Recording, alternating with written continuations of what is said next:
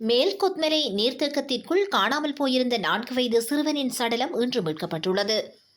தினேஷ் கம்சின் என்ற சிறுவனே இவ்வாறு சடலமாக மீட்கப்பட்டுள்ளார். தலவாக்கலை போலீசாரும் மேல் கொத்மலை நீர்த்தேக்கத்தின் பாதுகாப்பு அதிகாரிகளும் இணைந்து முன்னெடுத்த தேடுதலின் போதே சடலம் கண்டுபிடிக்கப்பட்டுள்ளது. குடும்ப தகராறு காரணமாக தனது 4 வயது மகனுடன் தாயொருவர் தற்கொலை செய்து கொள்ளும் நோக்குடன் தலவாக்கலை மேல் கொத்மலை நீர்த்தேக்கத்திற்குள் நேற்று மாலை குதித்திருந்தார். இதனை அடுத்து குறித்த தாய் மீட்கப்பட்டு லிந்துலை வைத்தியசாலையில் அனுமதிக்கப்பட்டார். சிறுவன் காணாமல் போயிருந்தார். இந்நிலையிலேயே இன்றைய தினம் குறித்த சிறுவன் சடலமாக மீட்கப்பட்டுள்ளார். 41 வயதான குறித்த பெண் கணவரை பிரிந்து பூண்டுலோயா பகுதியைச் சேர்ந்த மற்றொரு நபருடன் வாழ்ந்துள்ளார்.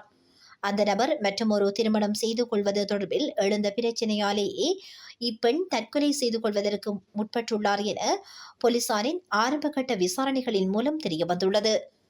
மரண விசாரணைகளின் பின் சிறுவனின் சடலம் பிரேத பரிசோதனைகளுக்காக நுவரெலியா மாவட்ட வைத்தியசாலைக்கு கொண்டு செல்லப்பட்டுள்ளது. இச்சம்பவம் குறித்து தலவாக்கலை போலீசார் மேலதிக விசாரணைகளை மேற்கொண்டு வருகின்றனர்.